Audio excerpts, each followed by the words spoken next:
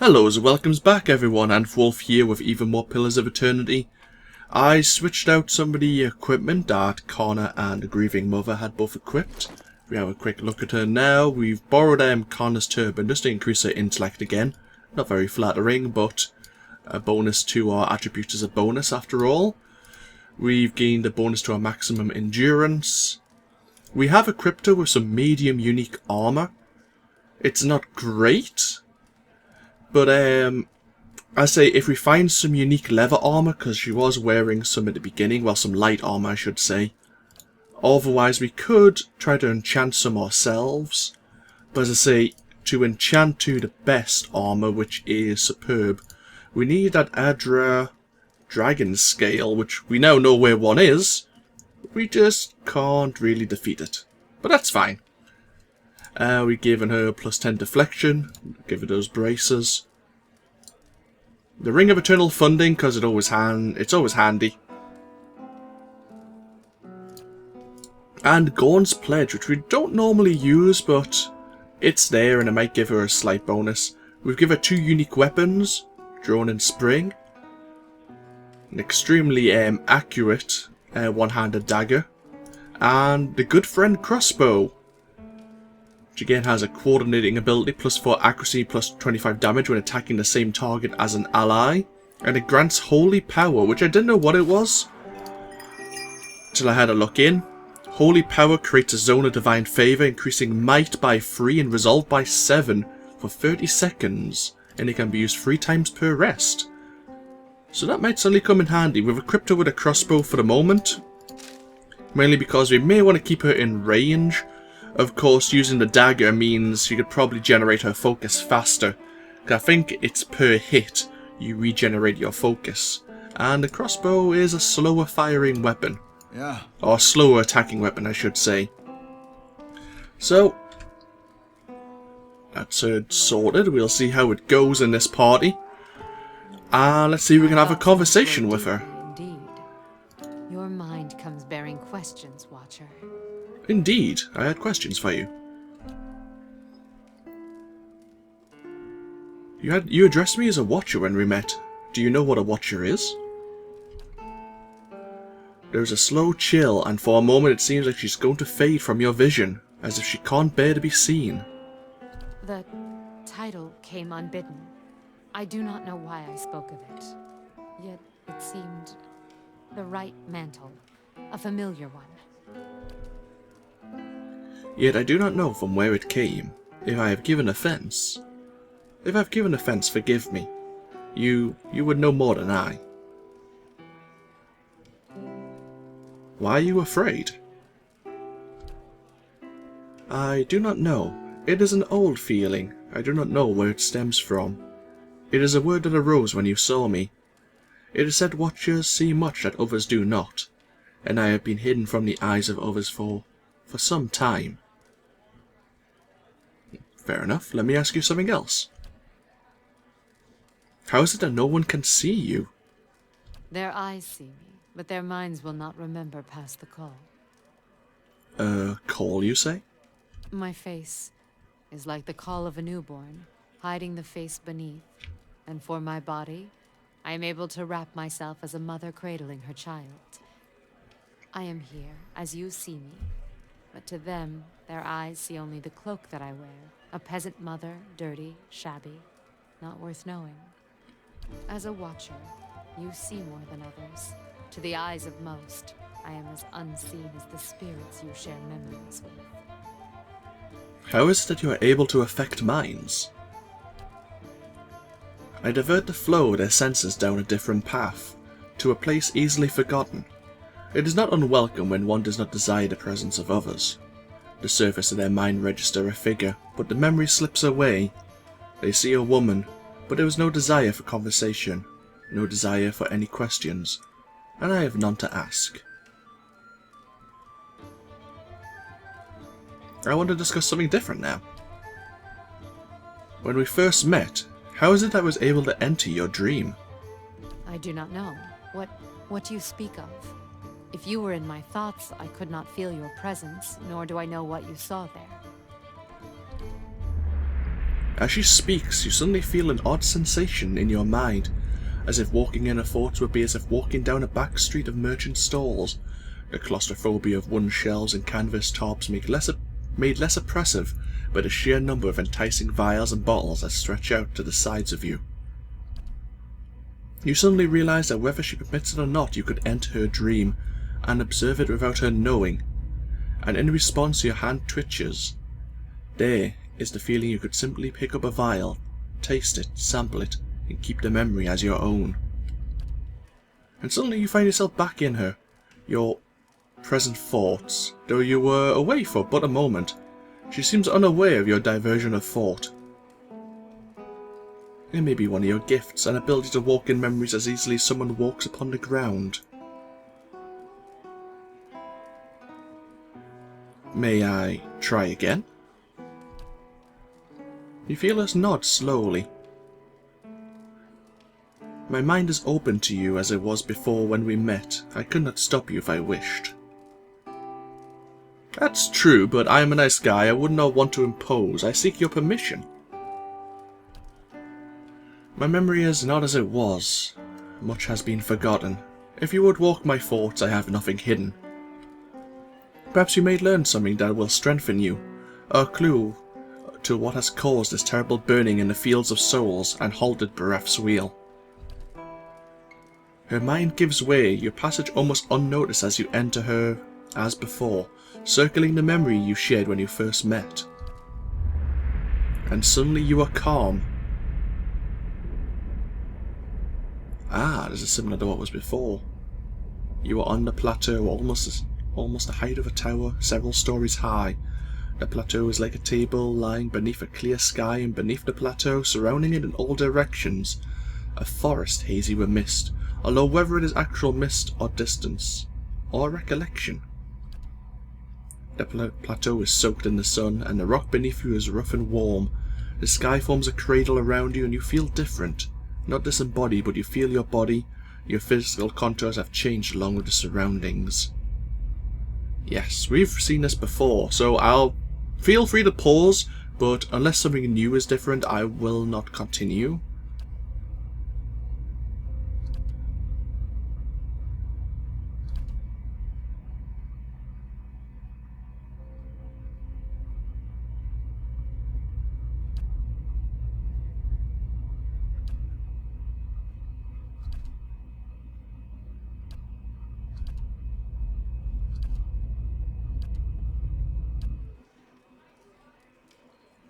So we could have torn away at any point, but I decided to recreate what we saw in the previous video.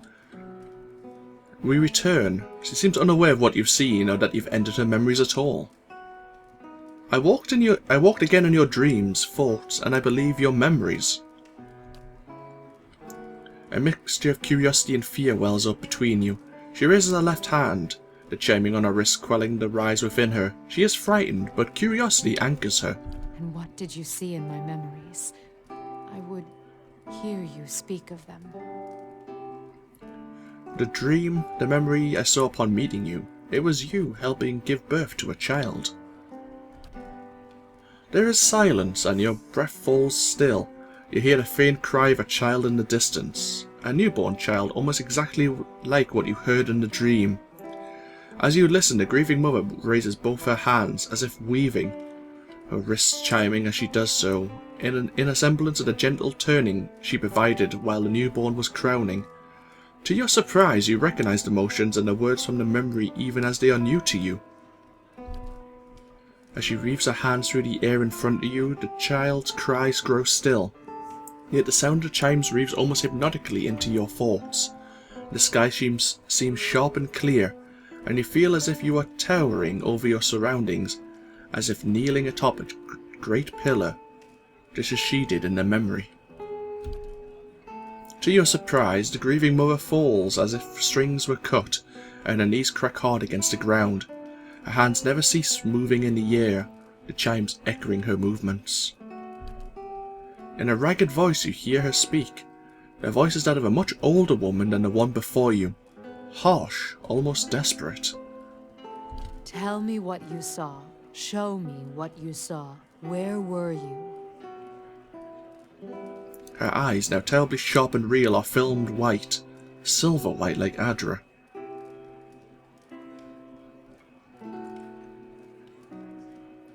A mountain ledge, I think. It was high up. Snow, maybe? She leans back as if looking back at the sky, but her eyes are closed, the film building on them. With a slow intake of breath, you feel time become quiet around you. I do not feel the memory. I do not know if it is mine, but thank you for trying.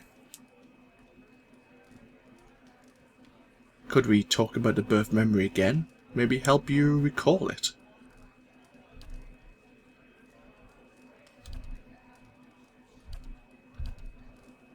Tell me what you saw. Show me what you saw. Where were you? We'll try the other options. A huge forest stretching out beneath a great rock. The stone of the plateau. Its color. Tell me its color. It was silver Adra, its surface warmed by the sun. As you watch her hands rise before you, she clasps them and cups them as if feeling them for the first time, and she stares down into the cradle of her hands, and the chimes sound once, twice, as they swing with movement. And what did these hands hold?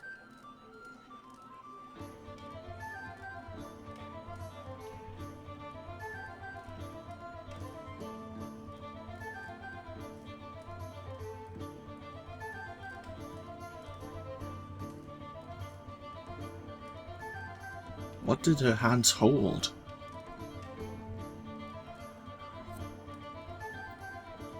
The same chimes you hold now. Leaning back as if looking back at the sky. No, damn, that must have been wrong. Interesting though.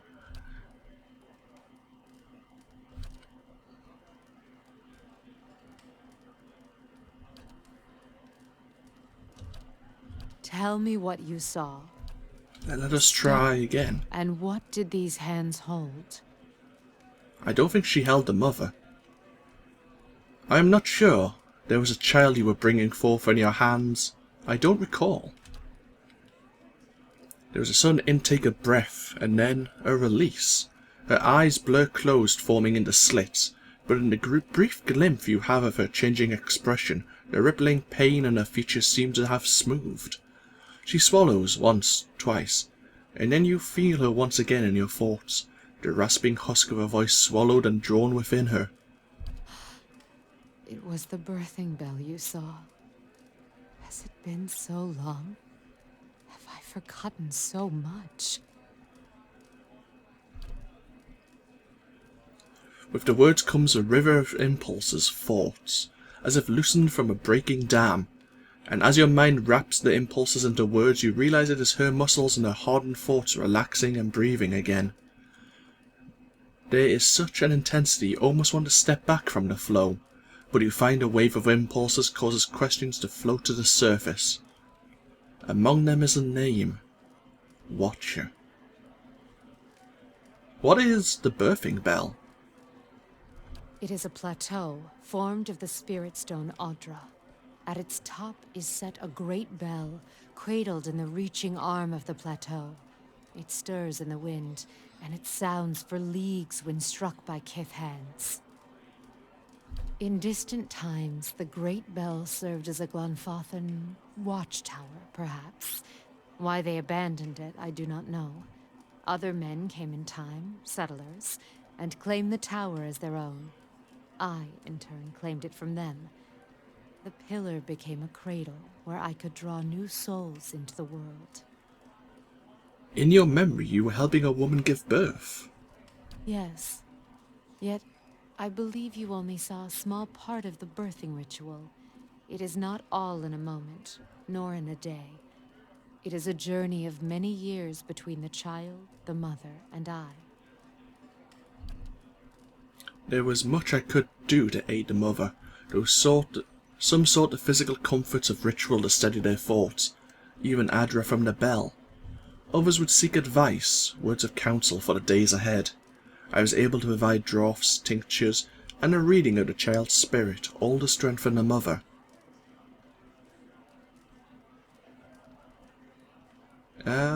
What else can you tell me about this birthing ritual?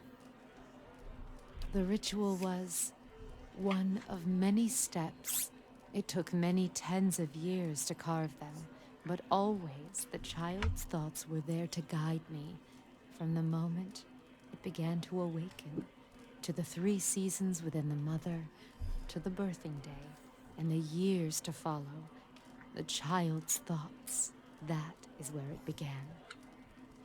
The expectant mother, I could often sense her thoughts, and those of her child, before she could. I would soothe her, free her from the panic of questions.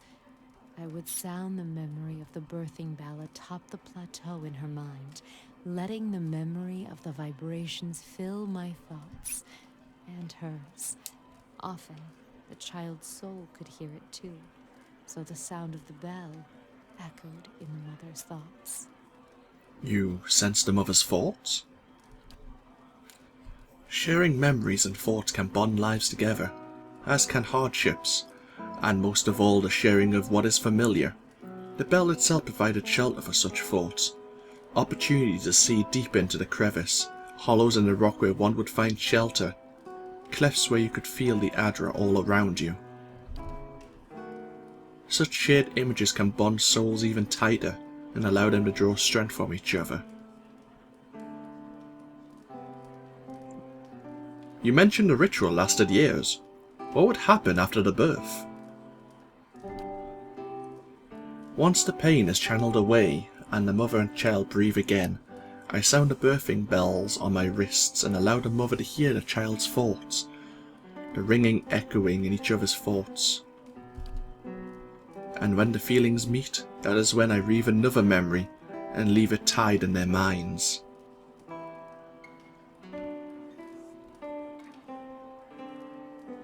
Did these bells play an important role in the birthing process? Yes, and for years after, I gave a set to the child after delivery.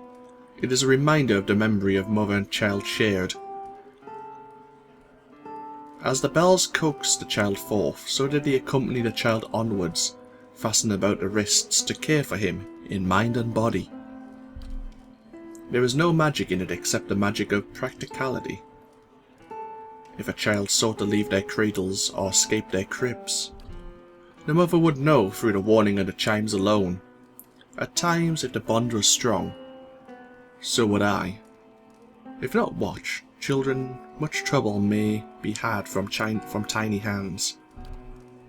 The chimes are kept until the child needs them no longer. When I no longer can hear them sounding in my head, I know the spirit has changed, and the bonds we shared are long gone. This shedding may last many years, or but a few, but it is necessary.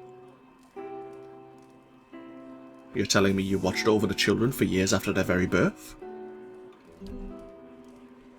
Children are fragile things. Even the ties of blood and mind may not be enough. They must be watched, and even then the body may fail the mind. But if watched, even the most sickly child may cling to life if determined enough, and many of their souls were tied to me. If a child's spirit failed, I could sound the chimes in their mind and grant them strength, even from afar. But it did not always serve, but it gave hope.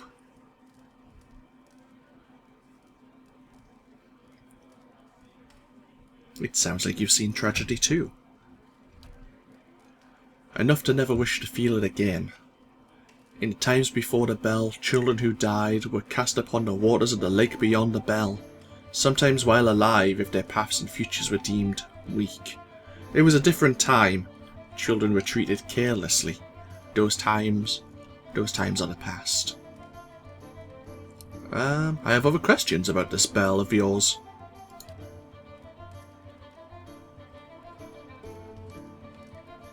Where is this birthing bell located? The birthing bell lies deep in the great forest of the Deerwood, at the borders of Glenfartham lands, surrounding it. Barely a town, not one you would find on any map, but it held an important place for those there. Even if we were far from the beaten track, small families, tied like a knot, joined at the wrists and mind and fought. All were welcomed and all had purpose. So, the purpose of this birthing bell, why would you give a telling of the child's spirit? Many would come seeking their child's future, or a reading into the child's past, the lives its soul is said to have lived. Such things are not mine to see. I meant no offense. Oddly enough, it feels like she's not speaking to you. It feels like she's speaking to an audience. The air takes on a curious edge, a chill, which persists for a short moment, then fades into a dull fear. You feel the word Watcher resounding in her mind. You're frightened. Something to do with Watchers. As the thought of Watchers crosses your mind, you feel a sharp pain, stabbing, and a sudden burn of lashes across your back and shoulder. And then it is gone, and you feel the grieving mother before you, silent, almost fearful. I was something else, but because the title Watcher was cast on me, the word carried a weight I had neither earned nor deserved. The world seems filled with such titles. They distract, I think, from the actions of the person, from their strengths. But if they came to you to read that child's soul, what did you tell them? I drew upon the present. I felt the soul of the mother before me, and used that to tell the child's path, to give it a voice. If only the thoughts of the mother and the emotions that lie beneath were mine to impart. I did, and so I used that as the telling of their child's future. And what if it turned out to be untrue? Futures fulfilled by one's own spirit are as strong as anything seen by another's eyes. And if one draws from the emotion of the mother, it matters only when harm is done. And their lives I knew well. I could weave their lives, their thoughts over time, to the mother, to the child. And once the child had been born, was sheltered, I could relax the threads of thought until the child could stand on its own. Interesting. So you shaped their thoughts and made the readings true? This is my calling, to show them the life I see before them, and even greater, make them believe it.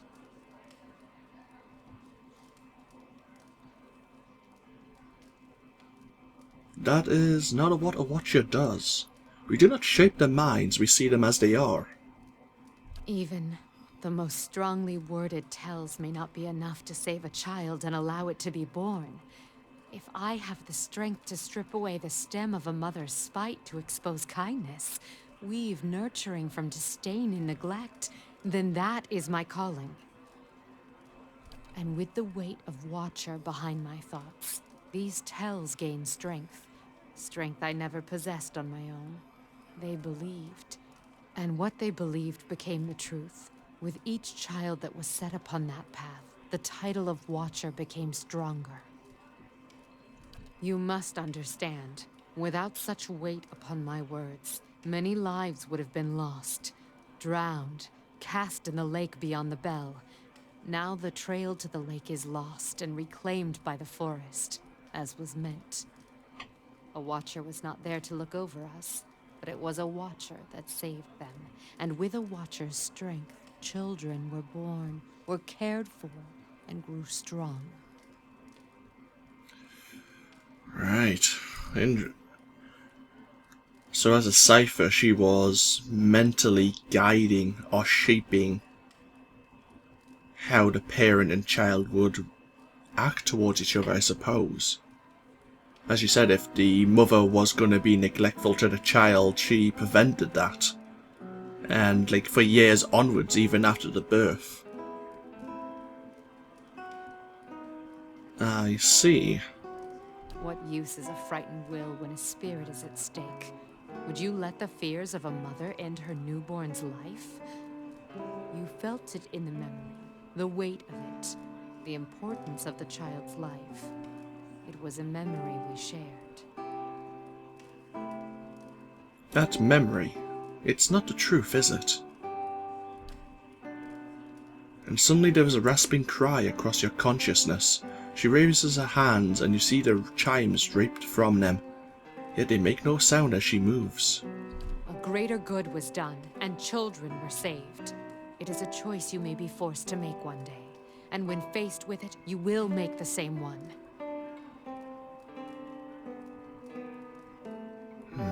When that happens, I'll be making my own choice. This choice is not yours to make, Watcher. You will do as the world needs, as its children need. It is greater than you and your twist of sight. Let's continue our journey. Now, I'm not going to say she's wrong. Obviously, time and perceptions made her think of how she does. But, the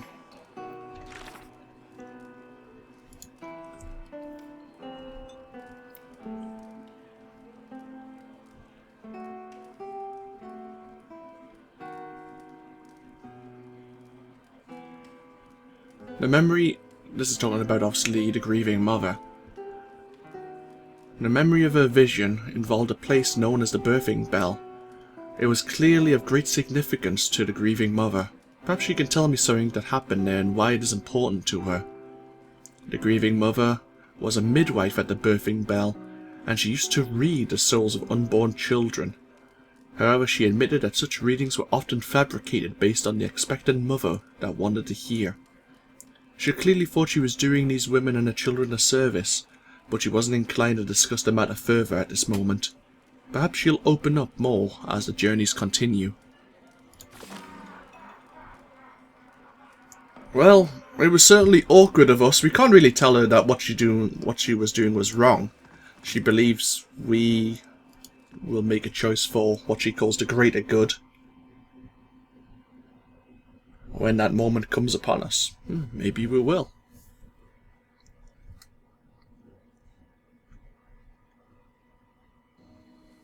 Oh, it is the evening. So let's have a look. I think we've explored most of the village. There may be someone we have yet to speak to. We have Clearban Realag there to the northeast, but what I'm going to do is just walk towards the southeast exit and see if this leads us into the woods.